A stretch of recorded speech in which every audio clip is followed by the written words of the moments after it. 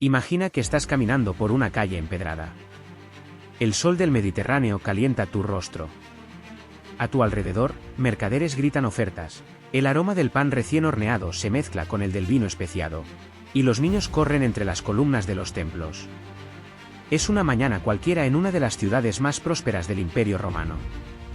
Pero sobre tu cabeza, a solo 8 kilómetros de distancia, una montaña está a punto de desatar el infierno. Lo que va a ocurrir en las próximas 18 horas será tan devastador, tan absoluto, que esta ciudad entera quedará borrada del mapa durante más de 1600 años. Esta es la historia de Pompeya. Y esta es la historia de cómo la muerte, paradójicamente, la convirtió en inmortal. Para entender la magnitud de lo que ocurrió aquel día del año 79 después de Cristo, primero debemos comprender qué era Pompeya antes de la catástrofe. Nos encontramos en la región de Campania, al sur de la península itálica, bañada por las aguas turquesas del Golfo de Nápoles. Pompeya no era una aldea cualquiera. Era una ciudad de entre 11.000 y 20.000 habitantes, un centro comercial vibrante, un nudo estratégico donde confluían rutas terrestres y marítimas. Tenía un anfiteatro capaz de albergar a 20.000 espectadores, termas públicas con sistemas de calefacción bajo el suelo, foros donde se debatía política, lupanares decorados con frescos explícitos, y tabernas donde los ciudadanos bebían vino caliente con especias. Era, en muchos sentidos, una ciudad moderna atrapada en la antigüedad. Pero Pompeya no estaba sola en su destino. A pocos kilómetros se alzaban Herculano, una elegante ciudad costera de unos 5.000 habitantes, y Estavia, un tranquilo centro vacacional. Todas ellas vivían a la sombra del Vesubio, una montaña cubierta de viñedos y bosques que nadie consideraba una amenaza. Los romanos no tenían siquiera una palabra para volcán. Para ellos, aquella montaña era simplemente parte del paisaje, un regalo de los dioses que hacía fértiles sus tierras. Nadie recordaba la última erupción, ocurrida casi 2000 años antes. Nadie imaginaba lo que dormía bajo aquella tierra generosa. Había habido señales. En el año 62 después de Cristo, un terremoto devastador sacudió la región, derrumbando edificios y agrietando murallas. Pompeya aún se estaba reconstruyendo 17 años después. En las semanas previas a la erupción, pequeños temblores sacudieron el suelo con frecuencia creciente. Los pozos se secaron. Las fuentes dejaron de manar. Los animales actuaron de forma extraña. Pero los pompeyanos, acostumbrados a los temblores, no le dieron importancia. No podían saber que bajo sus pies, a varios kilómetros de profundidad, el magma estaba ascendiendo. La presión se acumulaba como en una olla a punto de estallar. Y entonces llegó el día. Era alrededor del mediodía del 24 de octubre del año 79. Durante décadas se creyó que la erupción ocurrió en agosto, pero hallazgos recientes, incluyendo frutos otoñales carbonizados y una inscripción en carbón fechada en octubre, sugieren que fue en pleno otoño. De pronto, un estruendo descomunal rasgó el cielo. La cima del Vesubio se abrió como una herida en la tierra y una columna de gas, ceniza y roca fue lanzada hacia la atmósfera a una velocidad supersónica. En cuestión de minutos, esa columna alcanzó más de 30 kilómetros de altura, superando la estratosfera, formando lo que hoy los vulcanólogos llaman una columna pliniana, en honor al hombre que la describió por primera vez. Ese hombre era Plinio el Joven, un adolescente de 17 años que observaba la catástrofe desde Miseno, al otro lado del Golfo de Nápoles. Sus cartas al historiador Tácito, escritas 25 años después, constituyen el primer relato científico de una erupción volcánica en la historia de la humanidad. Plinio describió la nube como un pino gigantesco que se elevaba hacia el cielo y luego extendía sus ramas en todas direcciones, brillante y blanca en algunos puntos, sucia y manchada en otros por la tierra y la ceniza que arrastraba. Durante las primeras horas, Pompeya recibió una lluvia constante de piedra pómez. Fragmentos ligeros y porosos, del tamaño de una nuez, cayeron sobre los tejados a un ritmo implacable. Al principio no parecía mortal. Muchos ciudadanos se refugiaron en sus casas, cubriéndose la cabeza con almohadas, esperando a que pasara la tormenta. Pero la piedra pómez no dejaba de caer. Hora tras hora, centímetro a centímetro, la capa crecía. A media tarde, el peso acumulado comenzó a derrumbar los techos. Vigas de madera cedían con estruendos sordos, sepultando a quienes habían buscado refugio bajo ellas. La oscuridad se apoderó de todo.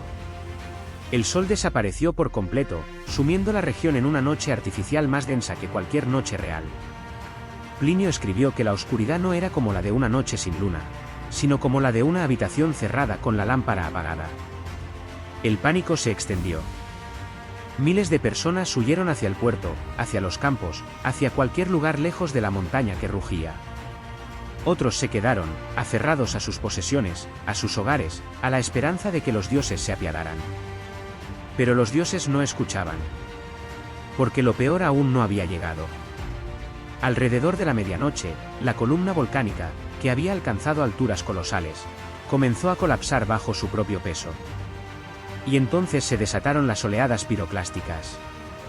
Imagina una avalancha, pero no de nieve, sino de gas ardiente, ceniza incandescente y fragmentos de roca, desplazándose ladera abajo a velocidades de hasta 300 km por hora, con temperaturas que superaban los 300 grados centígrados.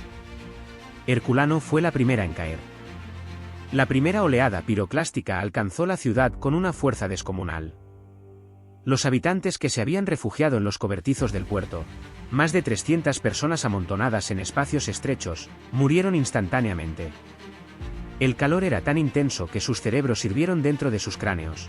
Sus músculos se contrajeron en posturas agónicas y sus cuerpos quedaron fosilizados en el acto de intentar proteger a sus hijos, de abrazarse unos a otros, de gritar.